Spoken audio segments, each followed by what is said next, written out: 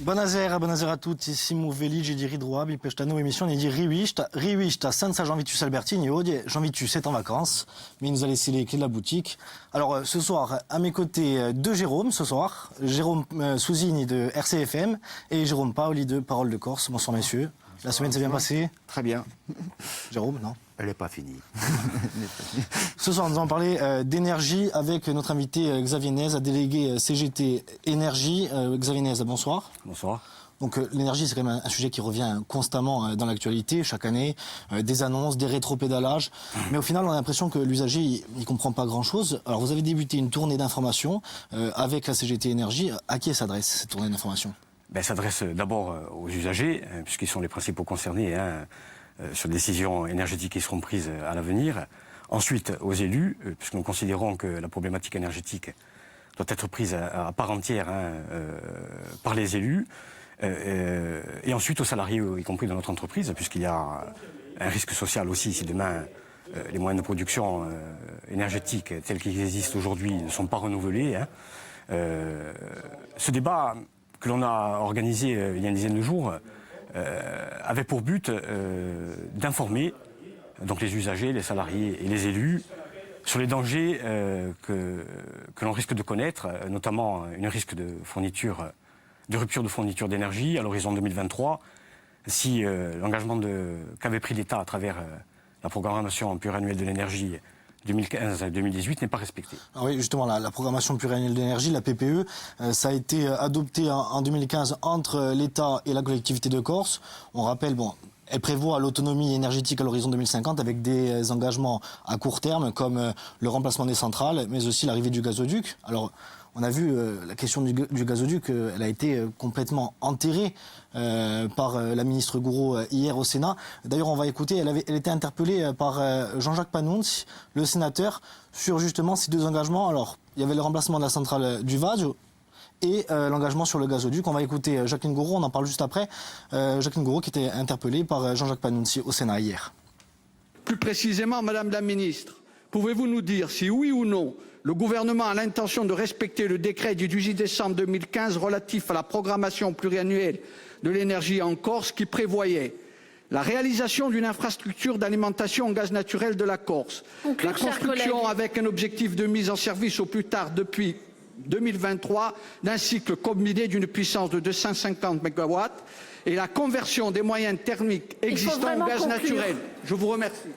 Nous avons, quand je dis nous, c'est bien sûr le ministre d'État, ministre de l'écologie et de la transition écologique et solidaire, a reçu très récemment, et j'étais présente à ce rendez-vous, le président Simeone. Et nous avons exprimé à cet effet les doutes sur la faisabilité de ce projet du gazoduc et envisagé de nouvelles pistes qui pourraient passer par l'installation d'un second terminal de gaz potentiellement immergé en mer au large d'Ajaccio. Le gouvernement est résolu à tenir ses engagements dans la nouvelle PPE. Donc des engagements tenus par le gouvernement, c'est pas le cas puisque le gazoduc c'était prévu par la PPE. Qu'est-ce que vous pensez de cette intervention de Jacqueline Gourault au Sénat? Effectivement, le gouvernement manifestement recule et ne respecte pas les engagements qu'il a pris à travers la signature d'un décret de loi, je rappelle, en novembre 2016, signé en grande pompe en Corse à l'Assemblée par Ségolène Royal et Gilles Simeoni, qui annonçait l'arrivée du gaz naturel en Corse à travers une barge méthanière au large de l'Arinée et l'installation d'un gazoduc qui devait alimenter la centrale d'Ajaccio, y compris en gaz naturel. Dans ce décret de loi apparaît aussi un cycle combiné gaz de 250 MW, dont elle ne fait pas état aujourd'hui, et dont ils ont prévu de revoir la puissance de moitié, ce qui risque de nous mettre en grande difficulté à l'horizon 2023 pour la fameuse courbe de croissance de demande de l'énergie. Mais pourquoi le gouvernement recule à votre avis? Parce que finalement le gazoduc, est-ce que c'était pas un leurre absolu? Est-ce que c'était pas irréaliste? Tout simplement.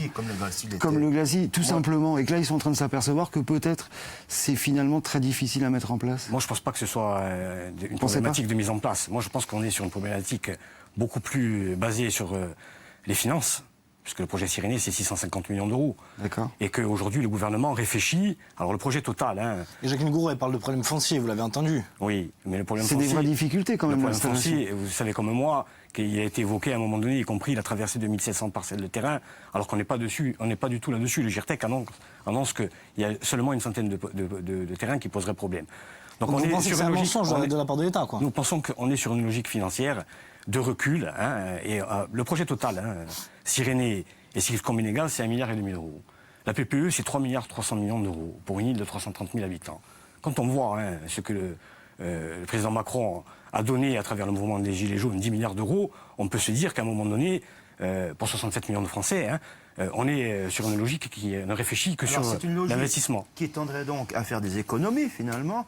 Mais le résultat, ça serait quoi? C'est que malgré tout, malgré ce schéma approximativement dépeint, pour une fois, par Mme Gouraud, qui pour une fois a un semblant de réponse à l'Assemblée nationale à fournir à un député ou à un sénateur, mais donc ce schéma tel qu'il est défini aujourd'hui, au final, il amènerait quand même le gaz en Corse. C'est quand même. Oui, mais via une barge au large d'Ajaccio, enfin, on sait tous très bien que le maire d'Ajaccio va s'y opposer. Une barge dans le golfe d'Ajaccio, ça semble irréalisable. C'est pas une barge. D'après ce qu'on a compris, c'est quelque chose immergé dans la mer, c'est beau, mais quelque chose un socle en béton qui permettrait d'avoir une sorte de petite plateforme pour alimenter des deux côtés. Dont on ne connaît pas encore la solution technique. Non, mais c'est ça. Les contraintes esthétiques. L'histoire, elle est peut-être un peu là. C'est que là, on est en train de se dire, peut-être on va mettre des barges. On commence des études. On est quand même dans l'industrie. Ça se met pas en place en 2 minutes, ce genre d'opération.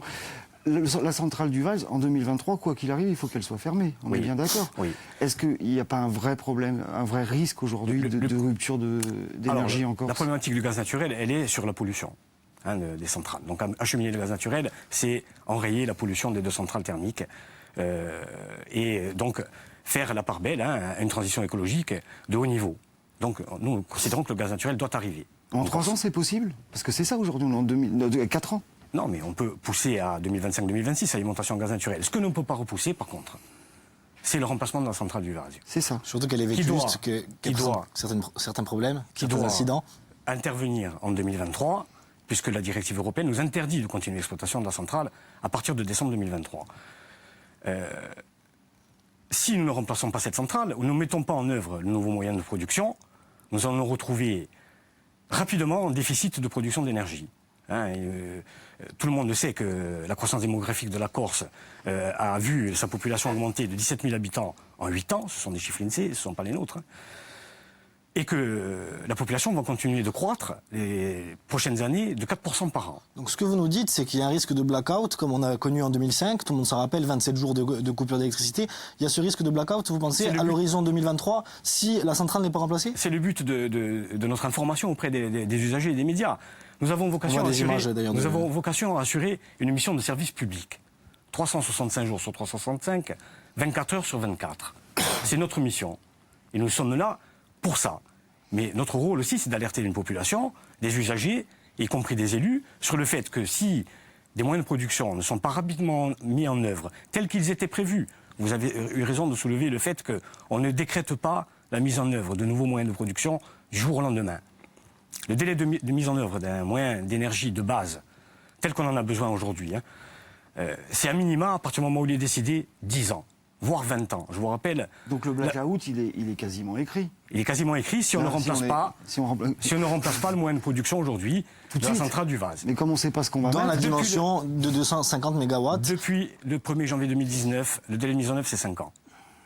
Depuis le 1er janvier 2019, chaque jour de retard pris est un jour de retard qui sera à rajouter à décembre 2023.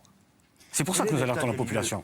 Que l'on sache, parce qu'on ne sait absolument pas finalement où on est ce chantier. On nous dit il y a une emprise qui a été réservée, que des travaux concrètement ont commencé. Qu'est-ce que vous en savez concrètement? Parce que moi, je n'ai pas de drone pour survoler la zone. Dites-nous ce qui se passe. On n'a pas le droit de toute manière. Les terrains de construction ont été acquis. Il y a eu une déconstruction sur site, notamment juste en face de la centrale du Vals. Les appels d'offres sont bouclés. Les constructeurs sont désignés ou vont être désignés.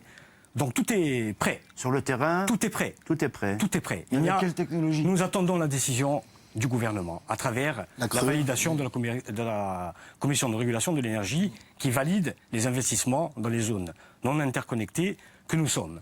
Alors sur ce point-là, en plus vous êtes d'accord avec la direction d'EDF, qui fait un peu du lobbying aussi dans ce sens-là, les élus de la majorité territoriale, même pas, vous parlez du semblant de réponse de Jacqueline Gourault, elle n'a même pas répondu à cette question-là hier au Sénat, donc on sent qu'il y a une volonté quand même de temporiser de la part du gouvernement, mais pourquoi? Nous pensons qu'il joue le pourrissement en ce moment. Mais dans quel but? De manière... Demain, si le cycle combiné ne se fait pas en jouant le pourrissement ou le temps, nous avons arrivé à une situation où des décisions importantes devront être prises. Alors technique, aujourd'hui, on ne sait pas vers où ils veulent aller. Moi, ce que je constate, c'est à travers toutes les personnes que j'ai rencontrées, puisque nous avons pris notre bâton de pèlerin pour informer sur les risques. De la même manière que nous l'avions fait en 2002, 3 ans avant le blackout, où la CGT, Énergie Corse, apparaissait comme des utopistes, des fous, en disant, attendez, on va arriver à de grandes difficultés énergétiques en Corse. Et force est de constater qu'en 2005, excusez-moi, mais ce qui me paraît ahurissant, c'est qu'on est quand même dans l'industrie, comme je disais tout à l'heure, qu'on est à 4 ans d'une échéance qui est majeure, et on ne sait pas ce qu'on va faire. Voilà. C'est quand même étonnant, quoi. Eh ben, je vous disais, à travers toutes les personnes que l'on a rencontrées... En termes de prospective et d'anticipation, c'est même angoissant. Y compris au plus haut niveau, ce qu'on a constaté, c'est une forme de méconnaissance des dossiers, donc d'amateurisme. Même de la part de François de Rugy, par exemple, on l'a pas entendu François de Rugy sur cette question-là. Il a laissé Nicolas Hulot faire une lettre avant son départ. Là, c'est Jacqueline Gourault qui monte au créneau. On n'entend pas beaucoup François de Rugy sur cette question. Mais François de Rugy, il a quand même confirmé lors de l'entretien qu'il a eu avec le président de l'exécutif. Pas officiellement, en tout cas pas. En tout cas, c'est ce que dit Gilles Simeoni. Il a confirmé la position de Nicolas Hulot, qui, le jour de sa démission, a remis en cause le gazoduc et a remis en cause le dimensionnement de la centrale du Vaz. François de Rugy devait faire une réponse avant la fin du mois de février, écrite à Gilles Simeoni, qui n'est pas encore venu, puisqu'on est... On a passé la fin du mois. Quelle est la situation de cette centrale du Vaz aujourd'hui? Il y a des élus qui disent qu'il n'y a que 5 moteurs sur 8 qui fonctionnent. Il y en a d'autres qui disent qu'il y en a 7 sur 8. Et quelle est la situation? La question sous-jacente, c'est est-ce que ça ne pourrait pas tenir au-delà de 2013? Alors d'abord... De 2023, pardon. D'abord, la centrale du Vaz a été mise Ça ne devait pas tenir au-delà de 2013 d'ailleurs, parce que c'était prévu pour 2012. À coup de burette, on y arrive. Non, mais la centrale du Vaz, elle a été mise en service en 1982. Elle est vieille. C'est une vieille dame. Elle arrive en fin de vie. C'est pour ça aussi que nous montons au créneau. Je vous rappelle que ce qui a été prévu dans la PPE 2023, 2015-2018, pardon, c'est qu'en 2023, on arrête la centrale du Vaz, mais on arrête y compris les turbines à combustion, les 5 turbines à combustion qui est en Corse, 4 à Luciana et 1 à la centrale du Vaz, qui tournent au fioul léger. Ça fait 120 MW d'arrêt pour la centrale du Vaz et 125 pour les turbines à combustion. Si on fait l'addition, ça fait 245 MW. C'est la puissance que nous demandons pour le cycle combiné gaz. Donc on ne remplacerait que les moyens existants. En tablant sur une baisse, une diminution de la consommation. On se retrouve sans anticipation et sans prospective. Il y a une chose quand même qu'il faut rappeler dans ce dossier, c'est qu'aujourd'hui, le donneur d'ordre, c'est l'État. Non, le payeur, c'est l'État. Le donneur d'ordre, c'est la collectivité de Corse. Oui, mais il financera ce qu'il veut financer. C'est lui qui va... L'État finance. En affaires, c'est celui qui paye qui décide. Le 4e paquet européen, à travers ses directives, donne les pleins pouvoirs décisionnaires à la région, en termes de mise en œuvre et de choix. Pour la mise en œuvre, mais s'il n'y a pas d'argent... Et de choix de moyens énergétiques. Nous, on est là-dessus. Des choix ont été faits en 2016, actés par un décret de loi. Ils doivent être mis en œuvre. Parce que s'ils ne sont pas décidés et mis en œuvre rapidement, en 2021, en 2023, mais pire, en 2021, on risque de connaître des coupures. Moi, j'ai connu en 2005. Les usagers, ils s'en sont pris aux agents EDF. Les agents EDF, ils y étaient pour rien. Ils ont même été meurtris par la... Ils en parlent encore. 2005, ça a été ça les a touchés profondément, les gens de EDF. Et notamment... pas trop les populations vivant à Ajaccio et à Bastia, mais tous ceux qui vivaient dans le rural.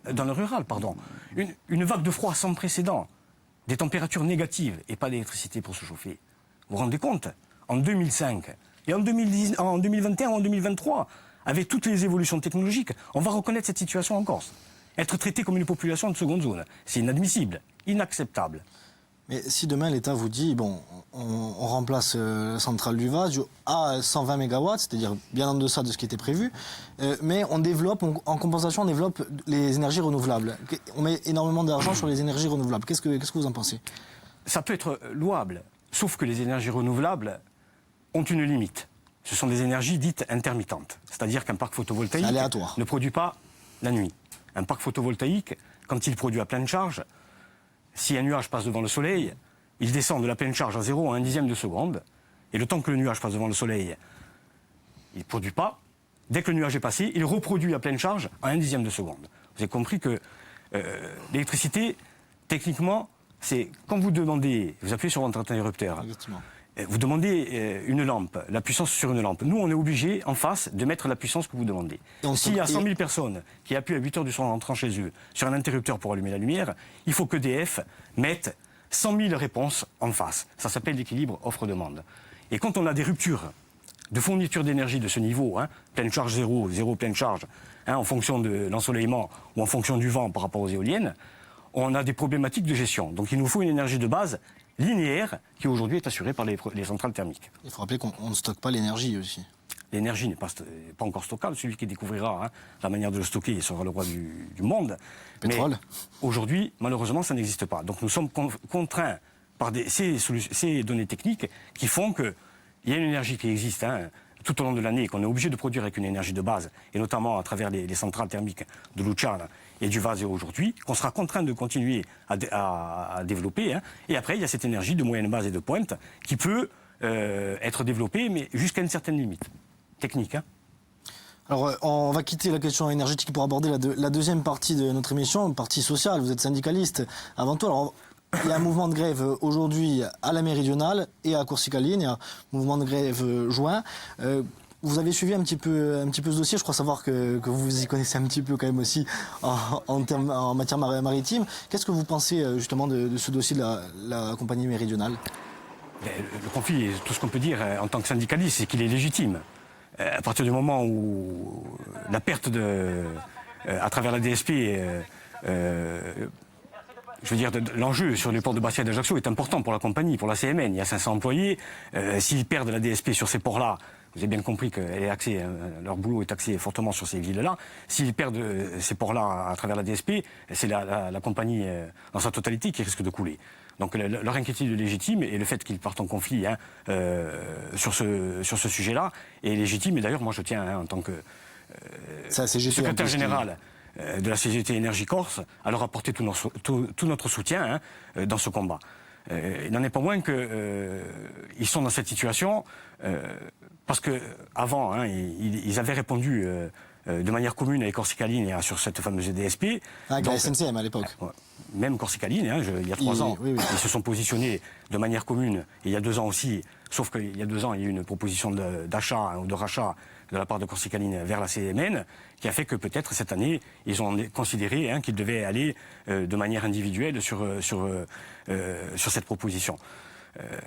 Moi, ce qu'il apparaît et ce que je peux dire, c'est qu'on est passé d'une compagnie qui était la SNCM, qui était en situation de monopole 100% public, donc 100% propriété de l'État, à bientôt une compagnie qui sera en situation de monopole, parce qu'à partir du moment où les offres se font de manière séparée, puisqu'il y aura un gagnant et des perdants, à une compagnie privée en situation de monopole, de la même manière qu'était la SNCM il y a plus de 20 ans en arrière.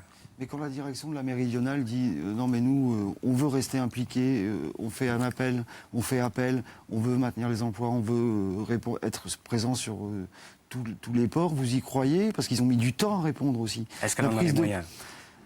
Est-ce qu'elle en a les moyens? La question est là. Mais vous parlez de monopole, sur certains ports, sur le port de Marseille, mais Corsica Ferries assure le marché sur d'autres ports. Donc il n'y a pas de situation réelle de monopole privé. Sur le transport passager, là aujourd'hui on est basé plus essentiellement sur le fret. Sur le fret.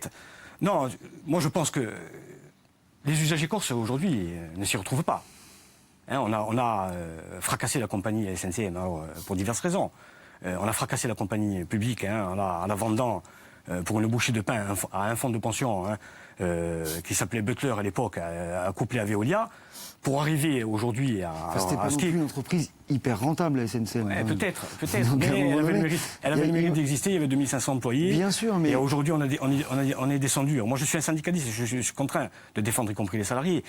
Il y a eu 850 suppressions d'emplois. La dimension sociale, elle doit toujours exister. Je pense qu'un dirigeant, il a aussi un devoir d'avoir de prendre la considération sociale en compte.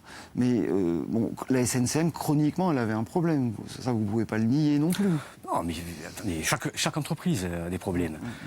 Moi, je vais faire le lien de l'ouverture des marchés avec notre entreprise. La mise en concurrence, alors là, c'est à travers les DSP pour le maritime, mais chez nous, c'est à travers l'ouverture de concessions sur les villes d'Ajaccio, pour le GPL, l'alimentation en gaz des villes d'Ajaccio de Bastia. Si Engie, qui fait partie intégrante de notre groupe sur le territoire corse, perd l'appel d'offres, il y a 83 emplois chez nous qui vont disparaître. Il y a des centaines d'emplois dans le privé qui vont disparaître. À partir du moment où il y a plusieurs entreprises qui se positionnent. Donc effectivement, c'est une entreprise Engie, donc c'est une entreprise, vous dites, qui pourrait perdre des emplois parce qu'elle est en Corse, elle est implantée ici, etc. Finalement, vous êtes syndicaliste, mais vous êtes aussi défenseur de votre île, du développement économique de votre pays. Je me fais l'avocat du diable. Corsicaline est une entreprise corse, finalement. Oui. On a tout avantage, peut-être, parce que ces capitaux insulaires, ces capitaux corses, se développent peut-être devant une entreprise qui est STEF-TFE, qui, finalement, à part, bien sûr, le souci social, qu'on pourra peut-être retrouver, récupérer par ailleurs ces marins, à part, bien sûr, le souci social pour la méridionale, finalement, qu'une entreprise corse qui est affichée comme telle, en tous les cas, qui est Corsicaline, c'est peut-être quelque chose d'intéressant. Moi, je ne suis pas contre Corsicaline, et contre le fait qu'aujourd'hui, elle risque de se retrouver en situation de monopole. Ça n'a jamais été mon propos. Je dis simplement... Quel est le problème du monopole? Je dis simplement qu'on a transféré une activité publique à un consortium privé. C'est simplement ce que je dis. Après, chacun. Mais quel est l'inconvénient? Excusez-moi, et les usagers, aujourd'hui... Et les usagers, aujourd'hui, n'y retrouvent pas leurs petits, parce que l'ouverture de marché, à travers la mise en concurrence, elle a un but au départ. C'est quand même de faire baisser les tarifs. Et là, force est de constater que les tarifs dans le maritime n'ont pas diminué pour les usagers. Donc l'usager corse, lui, à travers le changement de statut de la compagnie, aujourd'hui, il n'a pas trouvé d'avantage pour lui. C'est la même chose pour le tarif d'électricité. À part que ça a été, depuis l'ouverture des marchés en 2004, là, les usagers, ils ont compris ce que c'était l'ouverture de marché, puisque le tarif d'électricité a augmenté de 30% et celui du gaz de 75%. C'est à travers ça que je dis que moi, la mise en concurrence, elle peut être néfaste. Elle peut être néfaste. Quand vous dites on a transféré un monopole public à un monopole privé, c'est qui on? Il n'y a pas de décision, ni de l'État, ni de la région, c'est le marché. Non, après, c'est deux opérateurs. Il y a une délégation de service public. Il y a un président de l'Assemblée à l'époque, dont je ne citerai pas le nom, qui a commencé à l'époque à mettre en œuvre, y compris l'État, qui a privatisé la compagnie. Il nous reste très peu de temps. J'aimerais juste parler de la situation sociale au niveau national, global. C'est la fin le grand débat touche à sa fin, le grand débat national. Emmanuel Macron est attendu en Corse le 19 mars. Premièrement, qu'est-ce que vous attendez de la visite d'Emmanuel Macron? D'abord, en ce qui concerne mon entreprise, et ma responsabilité de membre de la CGT Énergie Corse, c'est d'abord qu'il respecte ses engagements. À travers la signature du décret de loi de novembre 2016, signé par Ségolène Royal et Gilles Simeoni. C'est-à-dire mettre en œuvre le processus d'arrivée du gaz naturel en Corse à travers la barge méthanière à l'Arinée et la mise en œuvre du gazoduc. Et ensuite, remplacer cette centrale du Vasio par un cycle combiné gaz de 250 MW. Ça, c'est la chose qu'on lui demandera en premier. Respecter ses engagements. Au niveau social, qu'est-ce que vous pensez des réponses apportées très vite, des réponses apportées par Emmanuel Macron au niveau national Elles sont en total décalage avec les demandes des gens qui sont descendus dans la rue, qui ont des demandes légitimes d'augmentation du pouvoir d'achat, de baisse des taxes. Aujourd'hui, les Français et les Corses, notamment les Corses, puisqu'on vit sur une île qui est la région la plus pauvre de France, ont besoin de décisions concrètes, rapides, en termes de salaire, d'augmentation des salaires, en termes de baisse de taux de chômage, en tant que baisse de cherté de la vie, les prix des carburants, c'était la goutte d'eau qui a fait déborder le vase, sur le continent et en Corse aussi. C'est tout ça qu'on attend du président. Bon, il y a eu quand même des annonces qui ont été faites, de l'argent public qui est possiblement investi. On parle de plusieurs milliards d'euros. Il y a une résolution votée par l'Assemblée de Corse qui va dans ce sens aussi. Oui, finalement. C'est très bien. C'est très bien. Après, on ne peut que s'en féliciter. Quand les choses vont dans le bon sens, nous sommes les premiers à dire qu'elles vont dans le bon sens. Mais les décisions prises par le président de la République aujourd'hui sont loin de satisfaire les besoins. Depuis 20 ans, il y a une baisse drastique du pouvoir d'achat des Français et on a baissé pratiquement de 30%. Je ne vous cache pas les prix de l'immobilier, la cherté de la vie, et qui ne sont plus en adéquation avec les salaires moyens que touchent les gens Aujourd'hui, la grosse problématique qu'il y a, c'est que les gens n'arrivent plus à vivre de leur travail. Un jeune qui gagne 1 300 € net par mois, un peu plus que le SMIC, en Corse, avec le prix des loyers, le prix de l'essence, s'il a une voiture et un appartement, et qu'il n'a pas papa et maman derrière pour lui donner un coup de main, et sa famille, le prix de l'énergie aussi, on peut en parler si vous voulez, 50% de taxes. On en parlera la prochaine fois parce que l'émission touche à sa fin. Merci Xavier Nez, merci messieurs d'avoir assisté à cette émission très masculine pour la journée de la femme. Voilà, Riwicht, c'est terminé pour aujourd'hui. Ça reviendra la semaine prochaine avec Jean-Vitus Albertine qui sera reposé, qui sera de retour de vacances, et avec un autre invité. Et coucou, ici Gompier, cette émission est à Ringradiab et après je suis dans ta biacheté.